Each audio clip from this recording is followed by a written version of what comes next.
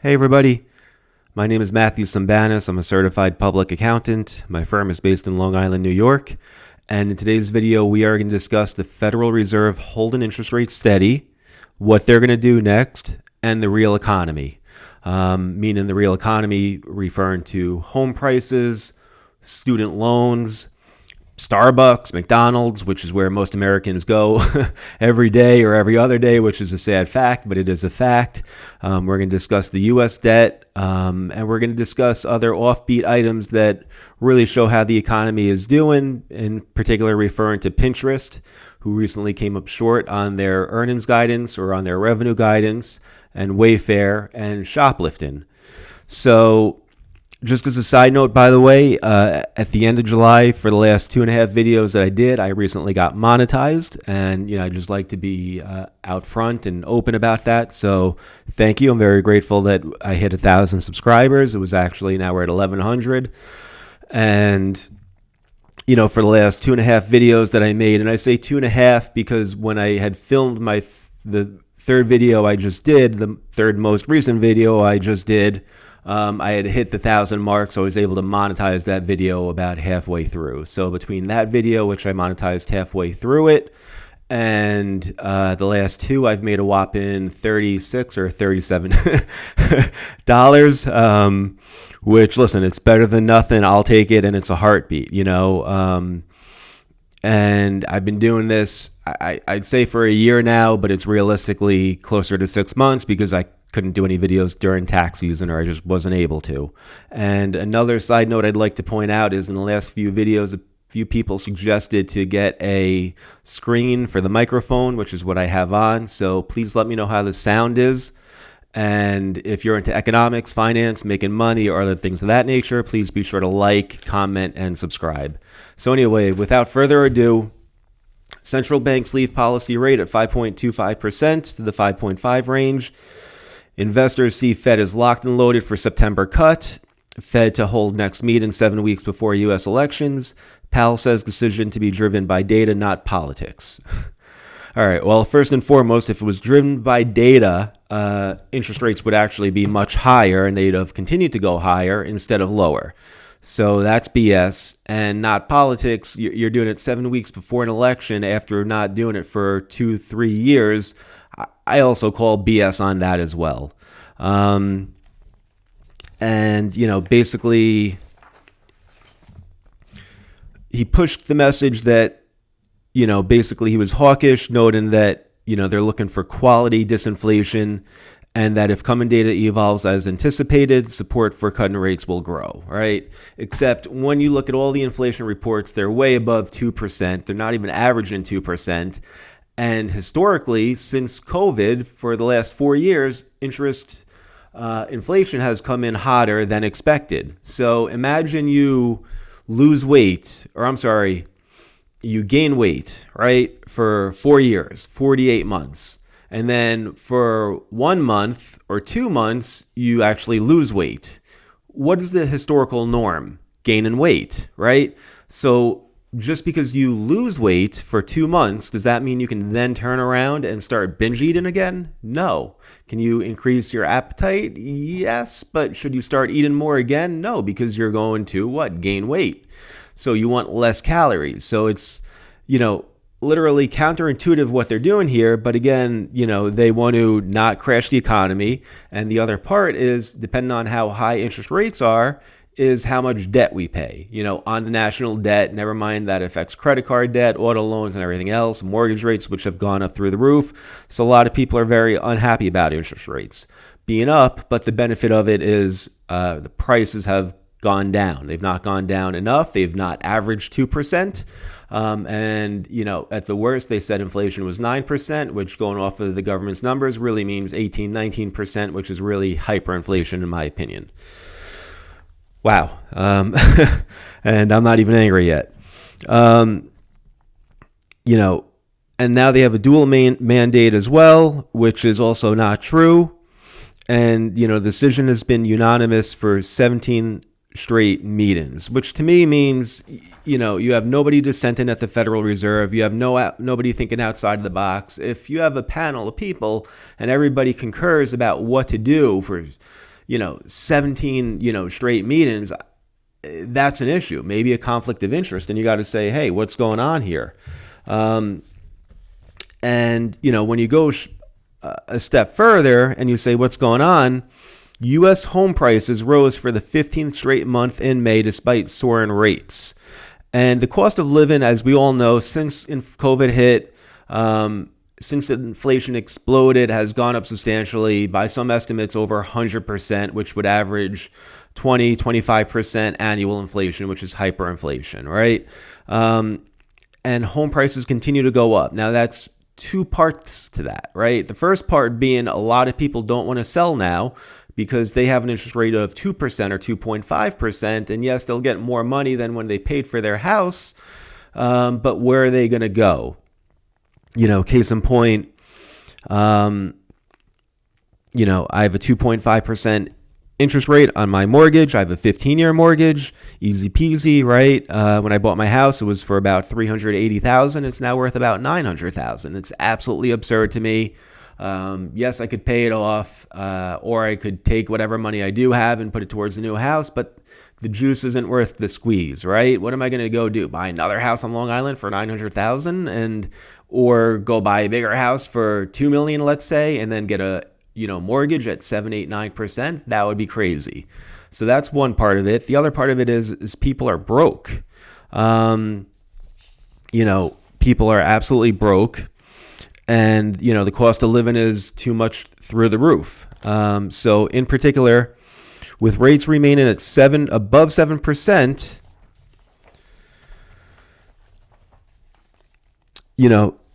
how home prices have continued to go up better than expected by 0.34% month over month to 6.81% year over year. So home prices are up 7% year over year. That's way off the 2% target, by the way, which used to be an average target of 2%, which means we need substantial deflation. But I've done that video before, and that would be another video for another day. I just can't go off on a tangent.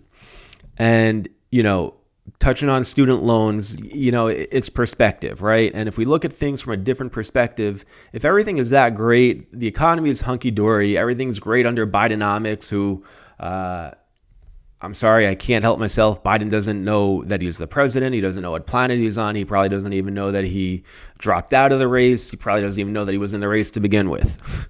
And anyway, Biden announces new rules to make millions more eligible for student debt relief. So he goes, he gets shut down by the Supreme Court. And when I say him, I don't think it's him, because he's not the one running our country. And I don't think he cares about student debt. It's probably some, I'm not even going to say it. What are your thoughts, by the way? Should people have their student loans forgiven?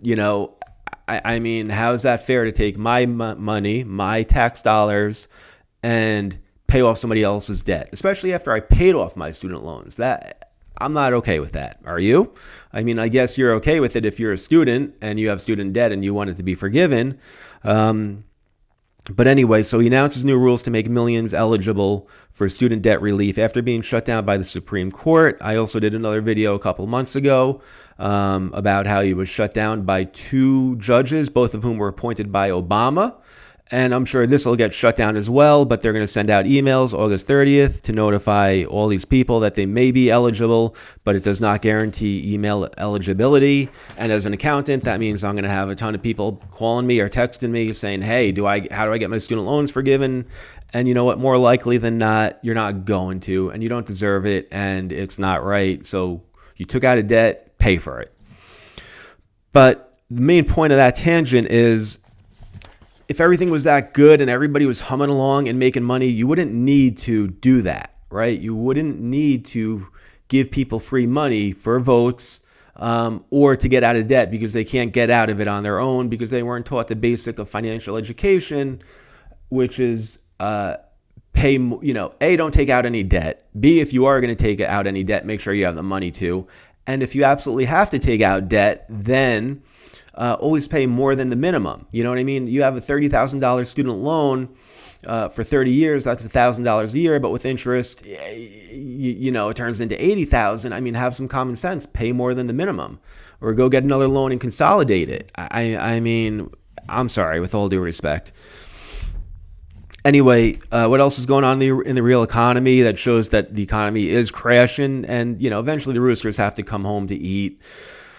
And whether they lower interest rates substantially, it's just going to create a bigger debt bubble, and it's going to cause more pain down the road versus if they raised interest rates and did the right thing and the economy exploded now, which is what should have happened a long time ago. We're just going to get sicker and sicker. Anyway, Starbucks revenue misses estimates. Its same quarter sales declined for second straight quarter. The coffee reiterated its outlook after it slashed its last quarter, predicting that the sales slump would not end anytime soon. McDonald's also said the same thing. They're coming out with, all these deals. And what are deals? Lower prices. And what are lower prices? Deflation, right? And that's what we want. We want deflation. Do you want to spend $50,000 on a new car, or do you want to spend $40,000 on a new car? Of course, you want to spend less, right? So lower prices are better. And what happens is the businesses make up for a profit by selling more quantity than quality, which is a big part of capitalism. And a big note is in China, same store sales dropped by 14%. So Starbucks is taking it on the chin. And, listen, their prices are absolutely egregious. I've shared with you before, I love their caramel frappuccino. It's a guilty pleasure. I usually drink it over a 2-day period, though. And I add other coffee to it. So that $6 drink is really more like $2 or $3. That's my rationalization for it. I get it once every few weeks. Whenever I tell, whoever is at the firm to go out and get everybody Starbucks. But again, if people don't have $5 for a latte or a latte, whatever it's called, times are tough. Big Mac demand drops at Mickey D's. The same store sales slide for the first time since 2020. I've done a few videos on McDonald's. I'm actually going to probably do another one. But basically, listen, people don't want to get a $20 value meal at McDonald's, to feed a family of 4. That's $80, plus tax in New York, $90. You know what I mean? I mean, McDonald's should be $5, $10, $15 at the absolute most. So what are they doing now? They have their $5 special, and, they're bringing in lower prices to win back lower, income consumers. And, I went to the dollar store the other day. I had to get liquid Drano.